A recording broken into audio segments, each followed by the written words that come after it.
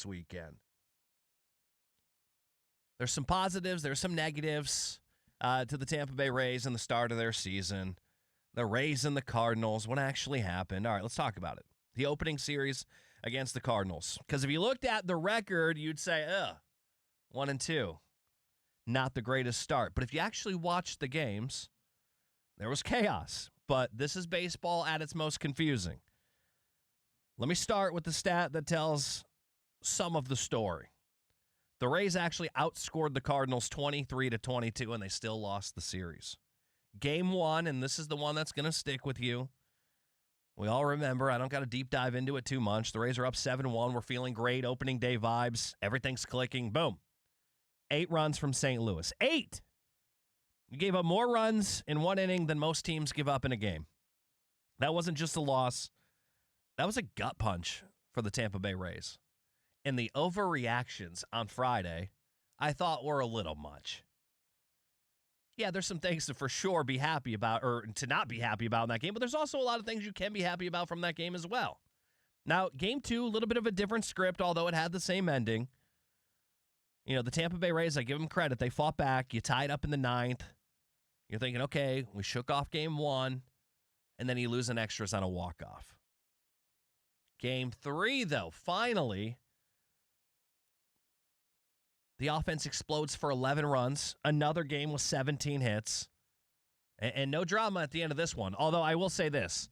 Watching it yesterday, until that final out happened, I didn't feel safe. Why is my heart pounding with a 4-run lead in game 3 of the entire season? It shouldn't be. But Yandy Diaz had 5 hits, 4 RBIs. That was a we are not dead game. Because a lot of people had already written him off 2 games into the season. We got to stop with the overreactions. The Rays had 17 hits in game 1 and lost. They had 17 hits in game 3. They scored 11 runs and they won. The team isn't struggling to get guys on base, but they are struggling with when they get hits. That is sequencing. That is situational hitting. And you know what that is? That is the difference between a playoff team and a 500 team. Now, the real issue with your Tampa Bay Rays, I think we all kind of know, it's the bullpen. The bullpen lost this series. Blew a 6-run lead in game 1, gave up the walk-off in game 2. And look, walk-offs are going to happen. It's extra innings, but you couldn't get us, you gave up of course you give up the ghost runner, but you couldn't just hold it there. It went by so quick. The bullpen they're going to make things a little bit difficult for this team. Now, I'm not going to tell you to panic from the 1-2 start, but I'm going to say if this bullpen, drama continues for 2 weeks, now I might look at it as a little bit more of a serious problem. And if this bullpen issue continues for a month, now we're talking about changes that need to be made. Because everything else with this team, to be honest, looks pretty solid. I think there were a lot of good things that came out of opening weekend despite the record. I am more encouraged than discouraged by this baseball team. Look, the expectations are very, very low. But they've shown you they're a team that might be able to compete and stay relevant until late August, until September. Maybe they are fighting for 3rd in the AL East. It's such a long season. But some of you are counting them out after games 1 and 2. I think we get a little bit dramatic on this. We'll call it an overreaction Monday, despite it not being football season. Because I think a lot of people are being a little overreactive. But I am encouraged more so than I am discouraged on the Tampa Bay Rays. Because the offense is clearly there. And you're putting up hits, and you're putting them up in bunches. And this team showed they can bounce back in game 3 after 2 tough losses. I mean, look, if you look at the rest of Major League Baseball, name a team that had 2 more painful losses than the Tampa Bay Rays. There isn't one. The Rays were a handful of moments away from sweeping the series. This isn't a team that got dominated in games 1 through 3. It's a team that beat itself. And they have to get better in the bullpen. Now, I think that they got to get, some people will say that the bullpen has just had some bad luck. The front office has made that clear throughout the last, couple of months that they felt last year that this team had some bad luck. I think it's a little bit more than bad luck. I understand they have some pretty good numbers.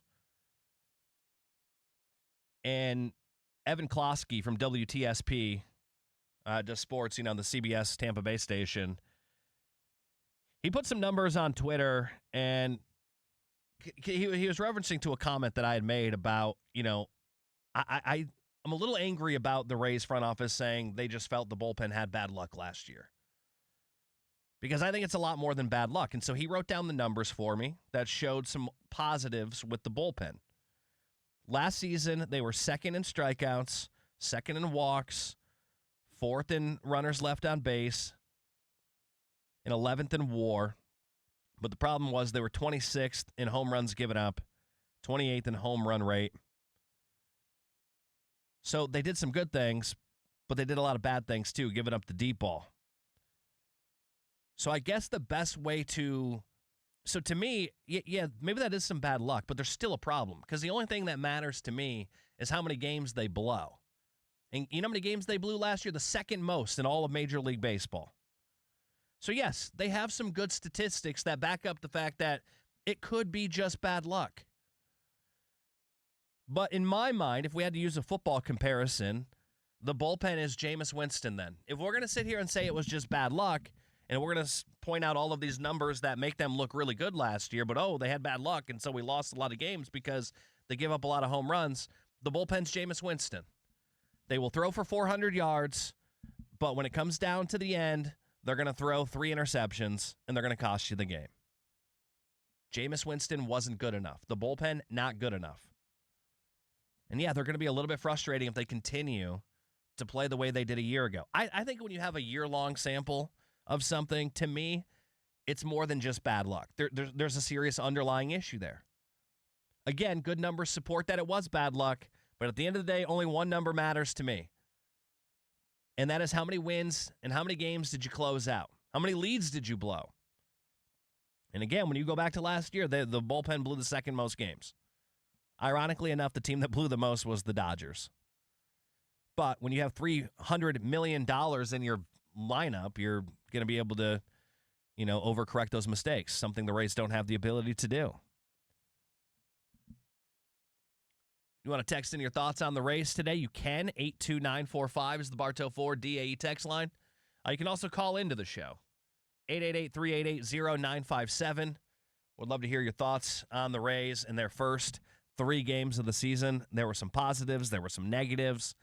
I think the positives outweigh the negatives. Unfortunately, the 1-2 record stinks, but the offense got going. I'm also not going to overreact to the offense either because it's not like they saw solid pitching. Same with the Cardinals, right? Like the Rays and Cardinals, you look at them, they're 2 of the best hitting teams in baseball after the opening weekend because, they got to play each other.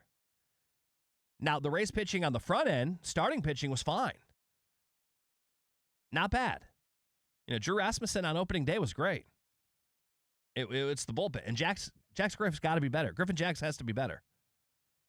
He's a guy that was brought in from Minnesota that we thought in that trade last year, that was the best trade that they had made. He was great in the World Baseball Classic, and he's been not so great since the season started. Coincidence? I don't know. You guys know how I feel about the WBC. I don't like sending my guys over there for, hardcore competition this early on in the year. Did he burn himself out? He shouldn't know. He didn't pitch that much. Does it play a little bit of a factor in that? Maybe. But Griffin Jax hasn't been great in big situations really since he got here.